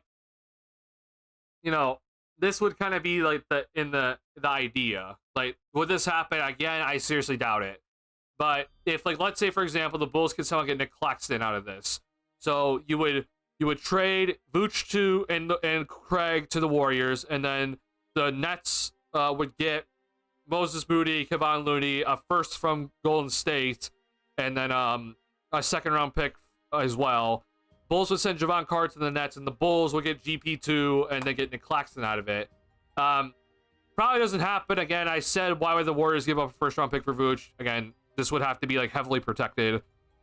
This probably does not happen at all. But like this would kind of be the idea of like a 3-team trade, where it's like, yeah, you don't necessarily get exactly what is in return. Well, when it comes to Phoenix, bro, like I don't have any sort of faith they can figure that out. I mean, they're so far into the second apron that like I just don't know how they would do it. I'll quickly look here, but like the odds of this really just it seems pretty low. So I don't know. Let's just say Brooklyn again, just in this sort of instance. Where's Brooklyn? Here.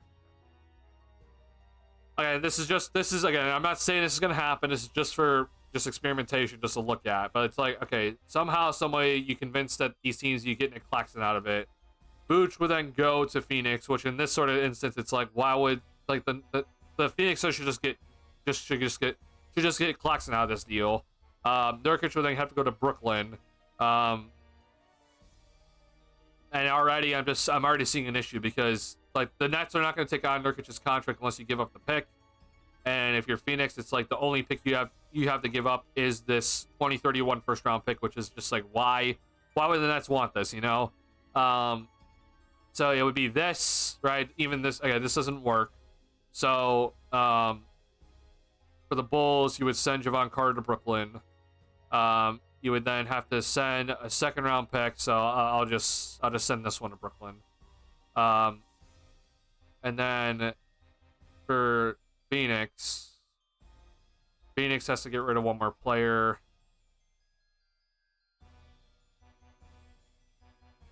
I don't know. Just send Mason Plumlee to over here.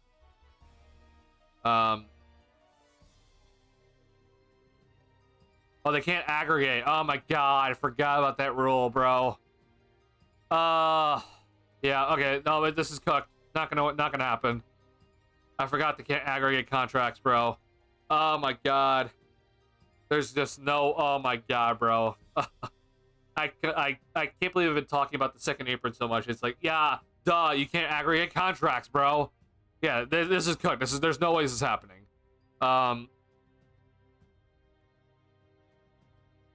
Oh my goodness. Yep. Not gonna happen.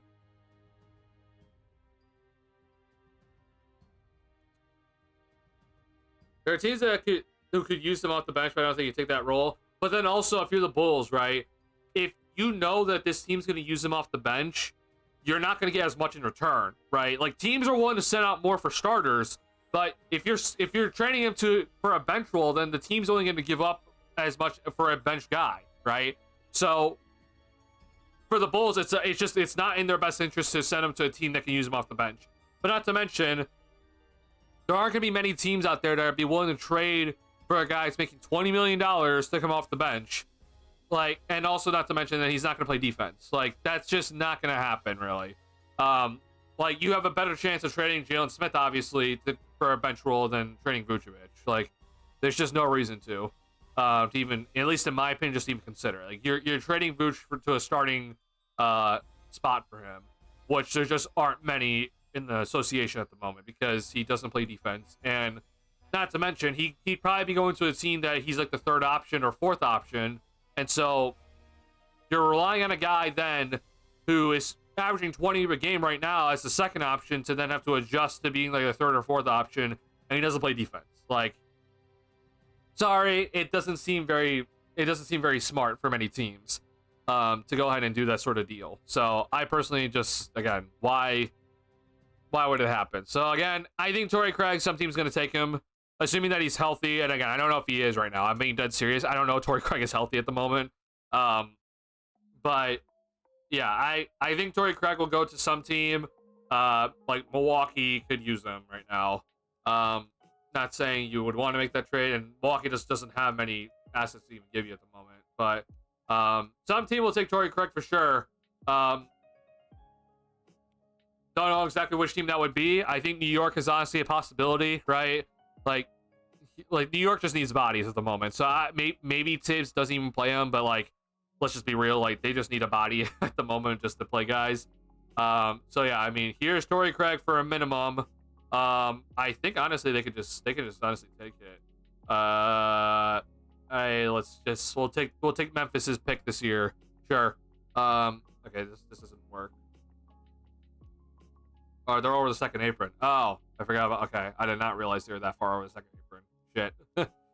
Okay, we'll take Tyler Kolek, whoever the hell that guy is. Even that's not enough. Okay, never mind. This is not gonna happen. Unless there's like some. Do they have like a mid-level exception? Okay, no, we'll do the V the minimum. Okay, wait, this might work. Hold on, give me 1 sec.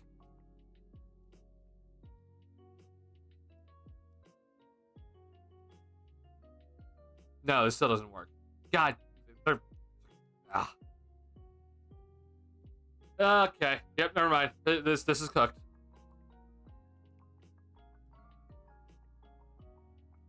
I saw Spurs fans wanting us to leave Vooch in San Antonio. Wait, what? What?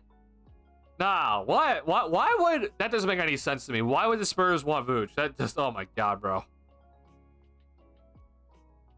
I mean, off the bench, right? Like, I understand that maybe, but again, like, you're not gonna, if you're the Bulls, you're not gonna get that much in return.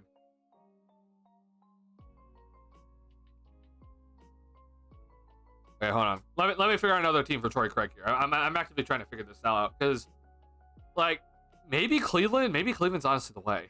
OKC, no. Denver just doesn't have. I don't think Denver has the assets right now, like, or like the money. Like I should be saying. Maybe Torrey Craig goes back to Indiana. Honestly, Dallas.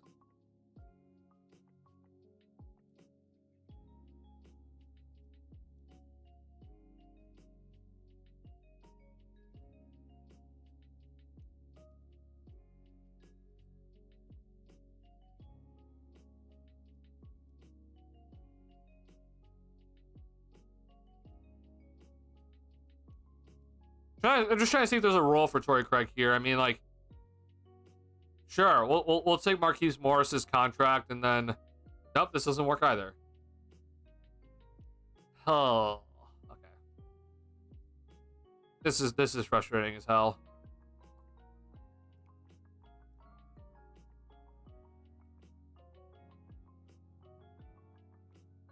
Like, if you're wondering, by the way,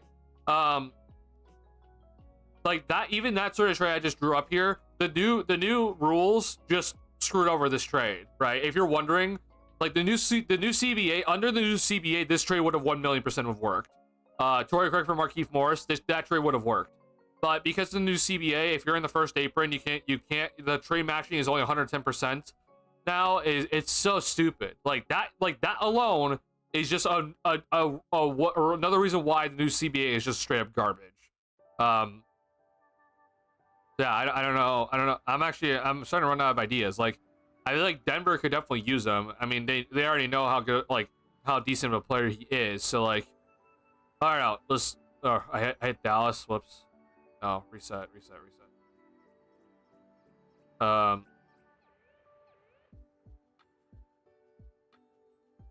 Okay, again, we'll just send you to Denver via minimum.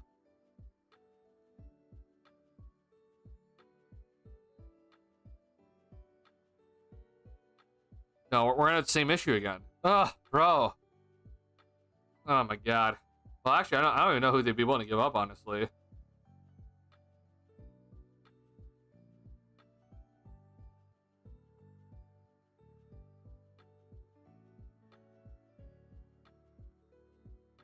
A lot of fan bases want Smith, but I don't want to give him up at all. Very savvy signing. Yeah, I personally, again, every player has a price, right? Like, if you're willing to give up like a first-round pick for Jalen Smith, then yep, all right, Jalen Smith, you're going out the door. But yeah, I personally don't think that's gonna happen. Again, he's coming off the bench, so like I would not be looking to like actively trade Jalen Smith at the moment. Would a Zach for Keldon Johnson plus Zach Collins work? I think money-wise it might, but I have to look it up. Yeah, this doesn't work, by the way. Oh my god, bro. Like, okay, Torrey Craig actually might have not as many options as I thought. Okay, he's going to Memphis. I've made that decision.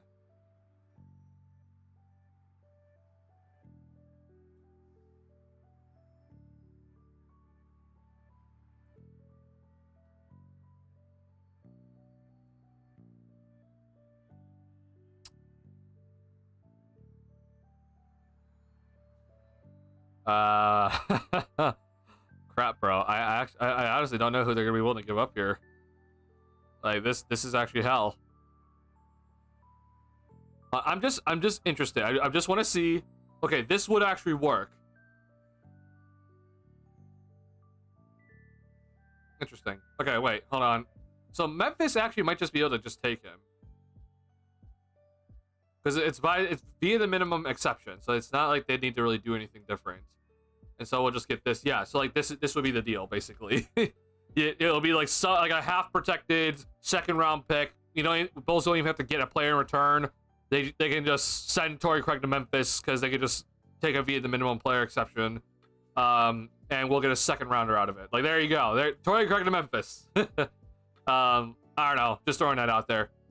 But again, like just because Torrey Craig can be sent to a team on the via minimum, like I think that'd be like he just has more options. So ideally the Bulls get something out of it. Again, I'm not saying it's guaranteed, but at least you get like something. Okay, so let me do Noel's trade because he suggested Keldon Johnson and Zach Collins for Zach LaVine. First and foremost, just saying like it's not that bad of a deal. I would need more, obviously, to sweeten the deal. Like, I'm not just going to be trading Zach LaVine for Keldon Johnson and Zach Collins straight up. That's not enough. But, let's see here. So this does work. Only issue is for the Spurs, maybe. Only reason I'm just saying this right now just because it might bring them into the luxury tax, and I don't know if they want to go into that right now. So I just want to quickly look at this.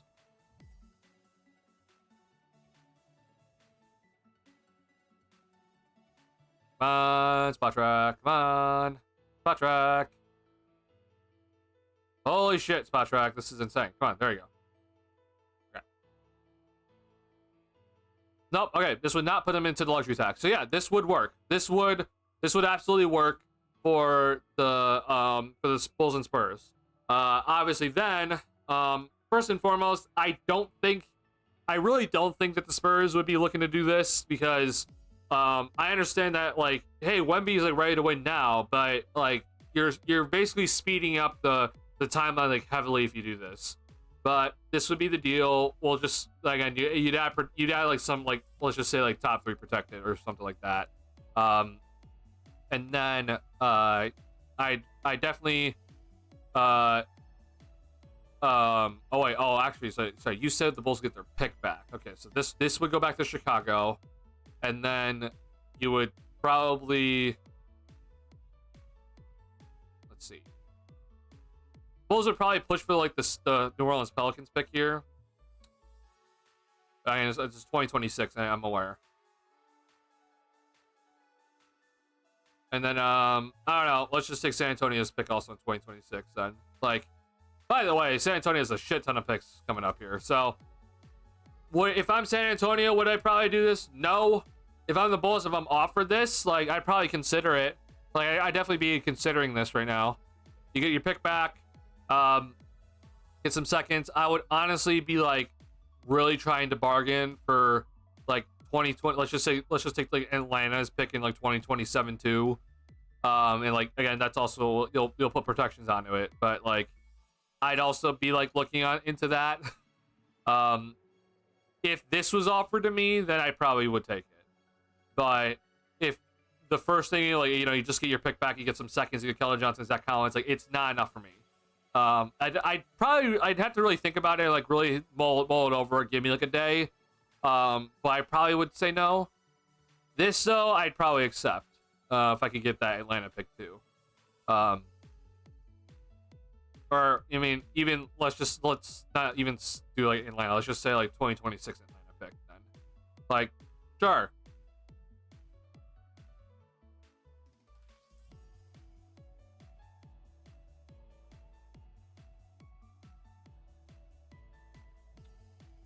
I like Zach after the game asked about KC about the lack of fouls. He's not complaining much, but gave good info.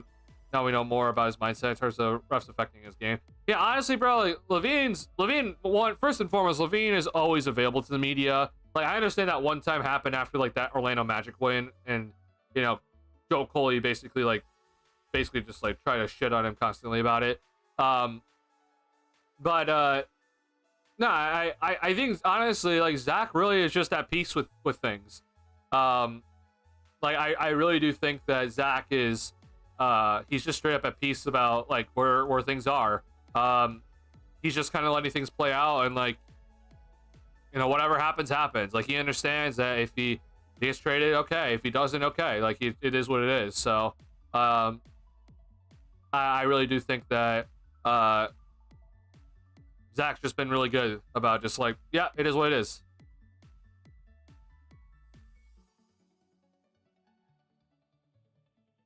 Why not try to trade for Cooper Flag? Roger Smith, if we could do that, I think we would not be the only team trying to do that. But like, it's just not gonna happen. If you're wondering, like, can the Bulls trade Zach LaVine for Cooper Flag? No, that's not gonna happen.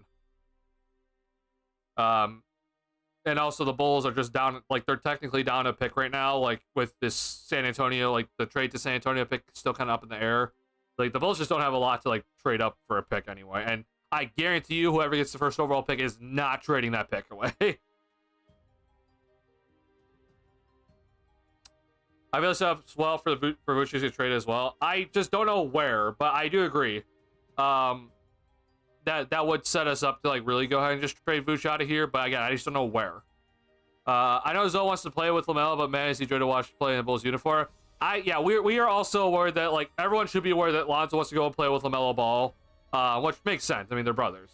I have said it very clearly though. I know a lot of people are like, oh, we can trade Lonzo to Charlotte. I'm just like, why would Charlotte do that? Like, I'm being dead serious. Like, why would Charlotte go and do that? Lonzo's a free agent after the season. He's an unrestricted free agent. So, like, yeah, if you're the Bulls, like, if you know that he's going to Charlotte after this year and there's no way you can re-sign him, then yeah, like, I would do everything in my willpower to try to trade Lonzo right now. But let's just be dead serious about this. No team's going to do that, knowing that, oh, he's either one, just going to Charlotte, or two, he can either just sign with us in free agency. Probably for the mid-level exception, honestly. So, I personally just don't see any reason why this would even be happening. I'm just curious to see how this would work. Okay, you have to make up 5 million-ish, so not possible. Money-wise, I just don't think this is possible. Like, the Bulls have to take back, like, Cody Martin, maybe. So it would be like this? Like, this is the deal? I'd also have questions about this for Charlotte. Like, why would Charlotte want to do this? I don't really understand why they would want to do this, but sure. But yeah, if I'm Charlotte, like, knowing that he's going to be an unrestricted free agent this upcoming offseason, what I'm doing is I'm just waiting until free agency, right? Like, Charlotte, I mean, I'm going to assume Charlotte's going to have cap space, but even if they don't, again, you can just sign to the mid-level exception. But yeah, like, I'm just waiting to the offseason. Like, why would I give up assets for a guy that I already know is coming here? So yeah, I for the people that like think that, oh, we can like trade Lonzo to Charlotte, like, I'm telling you right now, that's not going to happen. Now, if there's any way that Lonzo can convince LaMelo Ball to come to Chicago, then by all means, I'm all for it. If LaMelo can come to Chicago, then I'm all for that. Will that happen? Probably not, because why would Charlotte do that? But if Lonzo can somehow convince LaMelo to come over to Charlotte, or sorry, come to Chicago, and play in the Bulls uniform and be the star, then yes, please, by all means, let's do it. Is that gonna happen? Probably not. Give me 1 second. I need to get a tissue. Sorry.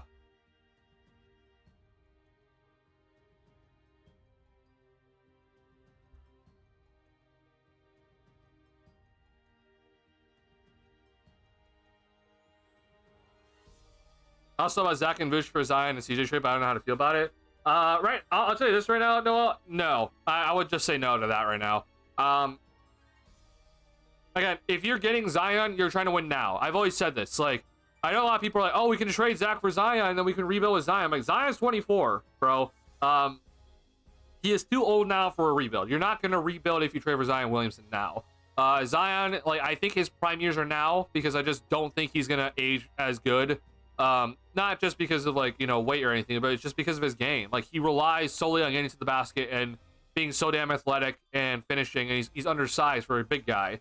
I understand he can jump through a roof, but he's undersized, right? So he's not Giannis. Like, if people think like he'll age like Giannis, like Giannis is a 7-footer that moves like he shouldn't. Like, he's not a 7-footer, and he has the biggest wingspan and insane athleticism everywhere. He's 7 foot. Like, he's allowed to play this way because he is 7 foot with insane athleticism and biggest wingspan ever, and etc. Okay, Zion, while he has insane athleticism, he is not 7 foot. He is half a foot shorter. And he doesn't even have a jump shot. Like the biggest thing with Giannis is that Giannis is actually adding that mid range. Zion should be able to add that, but he has never done that. So I personally just do not think that's going to be something that the Bulls should be interested in if they're going to rebuild. Also, I'm not the biggest fan of CJ McCollum right now. Not just because of the CBA, but also just the way that he's playing. Like, I'm not that big of a fan. I don't know what his contract is, but I'm just gonna assume that he's not expiring, because if we take on McCollum's contract, man, I am not gonna be happy about that. God, Spot Track sucks right now. Hold on. There we go. Okay, yeah, McCollum is a year after this year. Yeah, not a fan personally. Yeah, I personally would not be looking into it. Like I said, if you're gonna trade for Zion, if you're the Bulls, you're trading for Zion to pair with Zach. That's the best thing you should probably be looking at right now. But again, if you're wondering, I'm not opposed to it, honestly. It would have to be one of Patrick Williams or Lonzo Ball. Okay, so whichever one you want to send out. But this would be the deal. I would, yeah. This works, by the way. I would also I'd be willing to also send in Dale and Terry if necessary, but I'll send in Chris Duarte for now. This would be the deal. Pelicans have to send in one player over. And so I don't know. Just give us somebody. We'll take Tice back. And then the Bulls, at least in my opinion, they would have to give up their 2028 maybe. I'd have to look at how this would all work out, but they would have to at least give up one first-round pick. At least in my opinion. Protected, obviously. So if the Bulls, like you said, Noel, are not going to go the rebuild route, right, which I don't think they will, then this would be the trade, right? This would be the trade. Like, you would be trading these guys for Zion. Personally, like, I'm if you told me just straight up, like, forget injuries for a second here. If I could trade Patrick Williams and Kobe White for Zion Williamson, no picks, forget injuries. Yep, I'm doing that trade immediately. Send in the trade.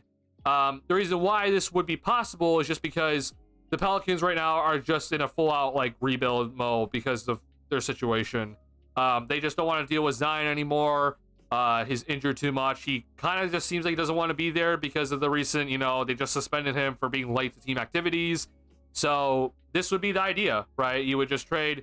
The Bulls would be able to buy low on Zion, aware of his injury issues. You would trade Kobe White and Patrick Williams, and so that's 2 cheap contracts and MP Will for them to figure out.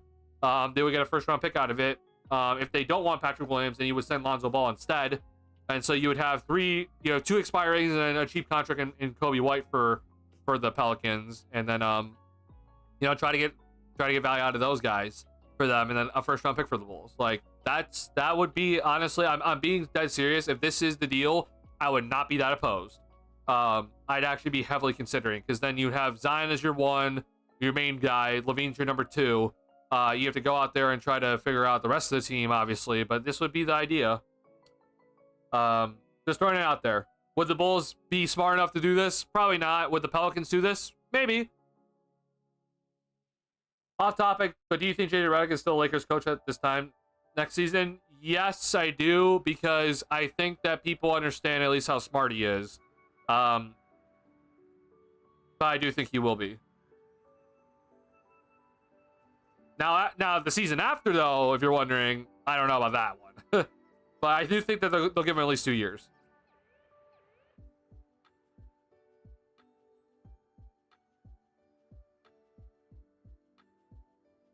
Unless something's like some sort of cataclysmic collapse happens for them, like in the playoffs or something, and it's like everyone blames Redick, then they'll get rid of him quickly. But other than that, I don't think so. I think he's here next year. Pelicans will be buying in on Ingram then? No. Noel. The Pelicans will be selling off everybody. They'd be selling off McCollum. They'd be selling off DeJounte Murray. They'd be selling off Ingram. They'd just be selling. It'd be a full out, like, they're restarting. They're trying to get Cooper Flag, Ace Bailey, whoever, this upcoming draft, and they're full out resetting.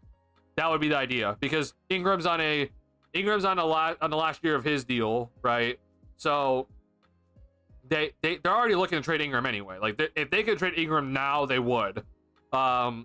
But they would be actively, like, just straight up just like cleaning house. That would be the idea. You would keep Herb Jones and Trey Murphy, basically. That would be it, pretty much.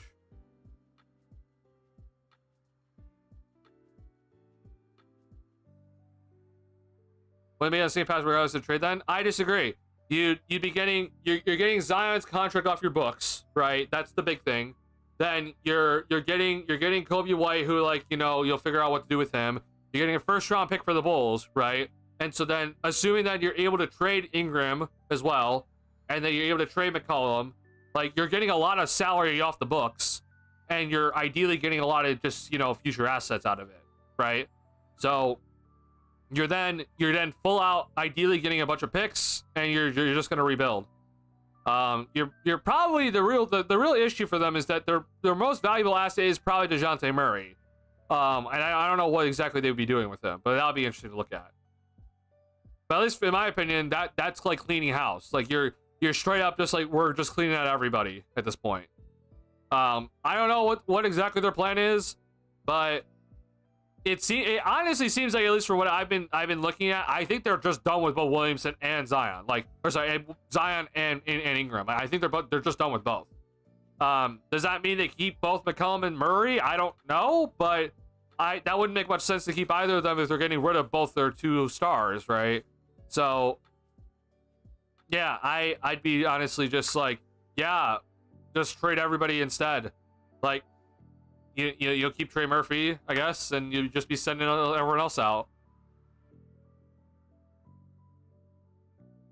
Now, if you're wondering though, it's like, damn, didn't they just rebuild? Like, wasn't this whole idea was from a rebuild? You know, you trade Anthony Davis for Brandon Ingram, Lonzo Ball, and etc.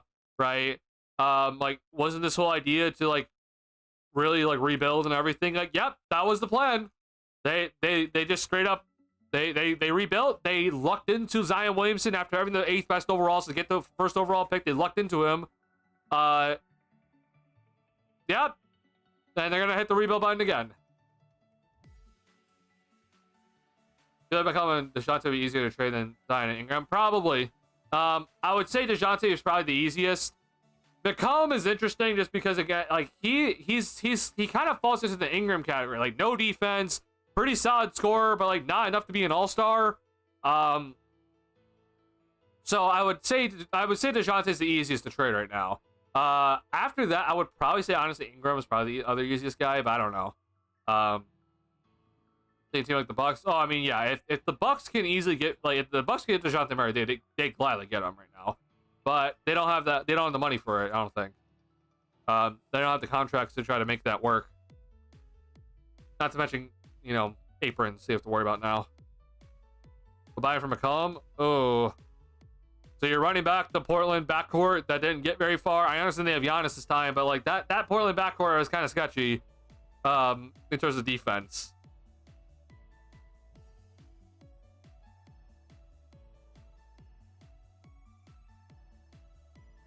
Yeah, I don't know about that one. I'd be concerned about that one.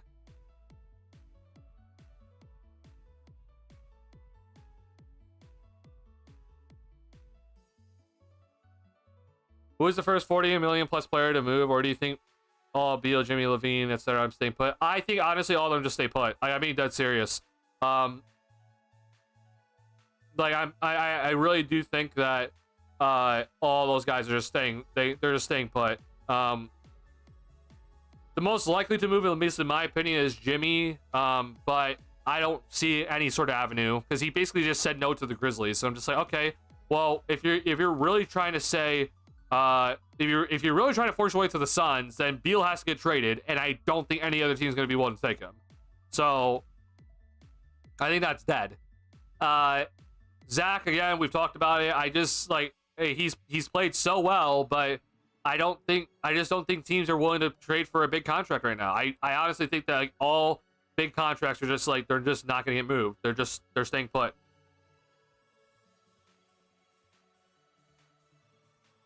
Do you think he's KD, LeBron? Oh yeah, Jimmy actively thinks he actually thinks he's KD, LeBron, or Steph right now.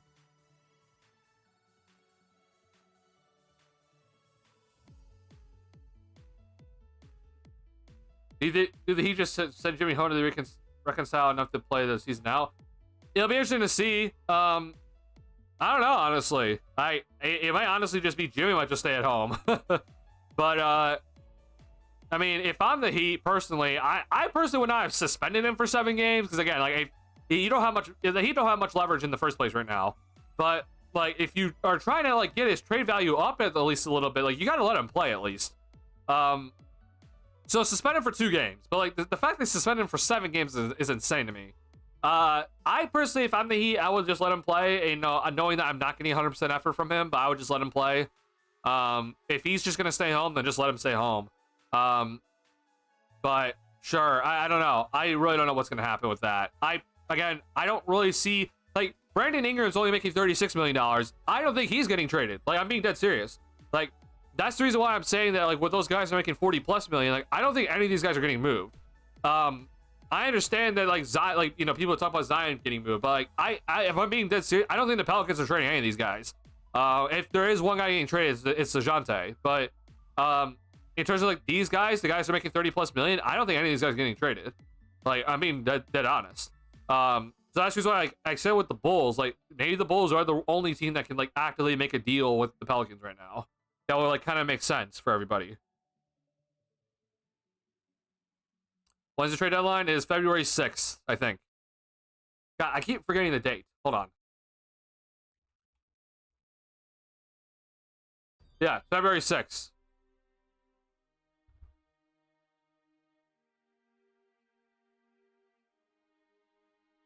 No one's giving Jimmy that 50 mil. He doesn't pick up the option. Phoenix would, but obviously Phoenix is not gonna. Phoenix can't trade for Jimmy unless they get rid of Beal. So, yeah, that's at least what I'm seeing. That is like the only team that is willing to get. That's probably willing to give Jimmy that much money. Because Ishbia just doesn't care. Like, Ishbia is just like, yep, spend it all. Yeah, I don't know what exactly the idea is for that.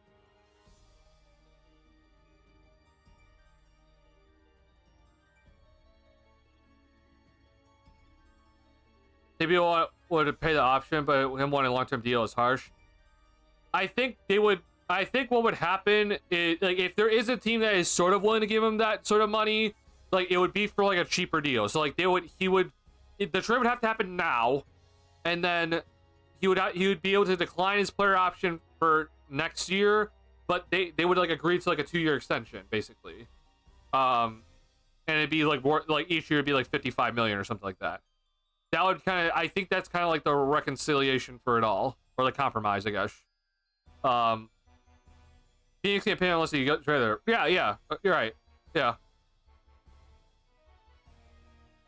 like I'm basically saying though, like Phoenix has to get trade for Butler, but then Ishbia is willing to pay him that 4-year contract extension. Like, he's willing to do that. Or sorry, Jimmy would opt out and then he would sign the 4-year deal. Does Jimmy even play well this year? No. Yeah, Jimmy's played bad this year.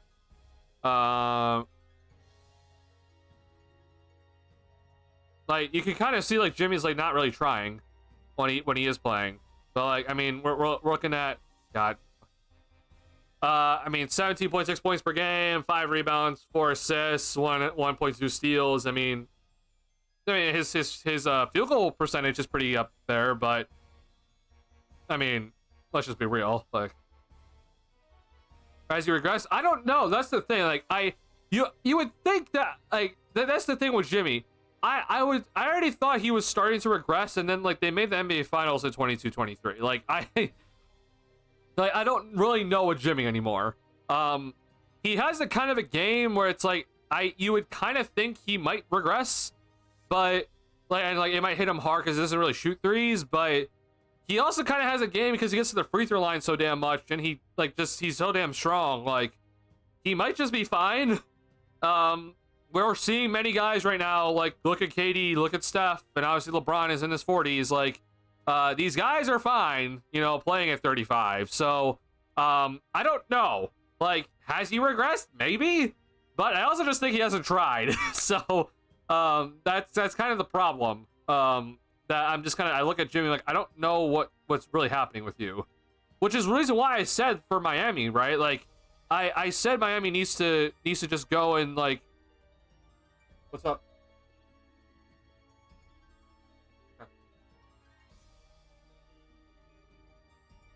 Okay.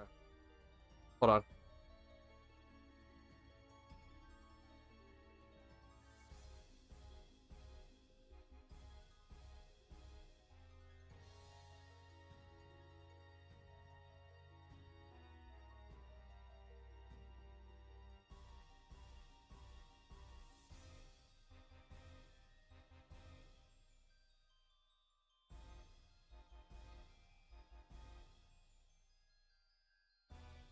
Okay, I'm gonna have to end stream soon here. Okay, guys.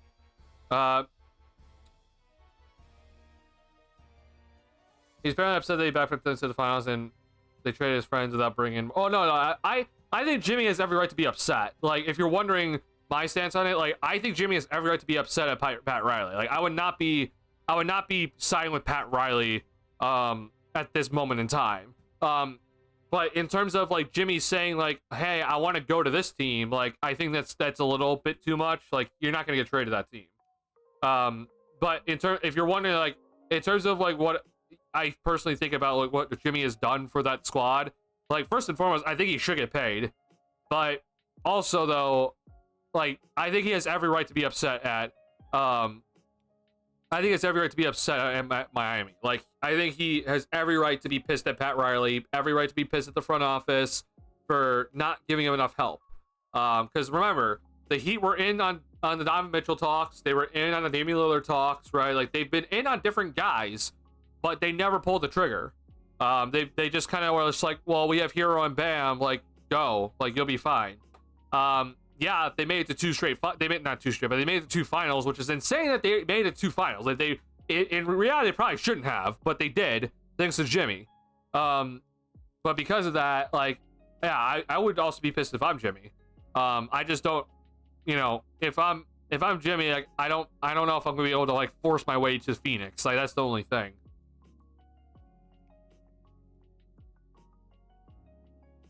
Lakers, I don't know how the Lakers would do it, though. That's, like, the Lakers, I think they're officially off the table because they just traded D'Angelo Russell.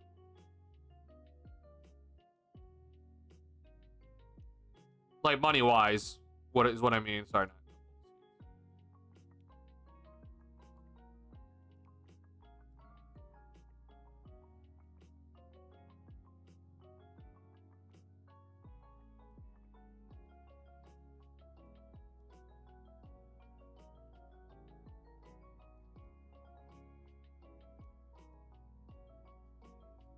So these four guys alone is not enough. If you're wondering, like, these four guys alone is not enough money to get to Jimmy Butler's contract. You can't aggregate Dorian Finney-Smith's because he was just traded, so he isn't allowed to be traded in with other guys. So it's basically impossible for the Lakers, like, unless they're willing to, like, actively just get rid of their entire squad here. Like, what? Yeah, like, this doesn't work either. All right, sorry, hold on. I must. Oh, the Heat are the second April team. Oh god. Okay, hold on. Okay, this might work. The one I just did. Okay, no, even this doesn't work. I forgot that they're okay. Sure. We'll send Cam Reddish. Okay, this would have to be, like, the deal. Like, it would just be so damn hard.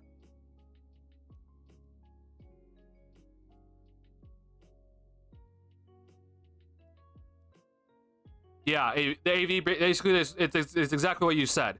Like he wants both though, right? He wants to go play for contender, but then also get paid.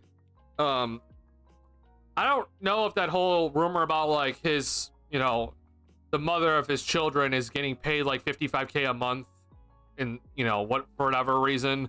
I don't know if that's actually true, but yeah, I mean either way, Jimmy feels like he just deserves more money because he's led teams to two finals. He led the Heat to 2 finals, right?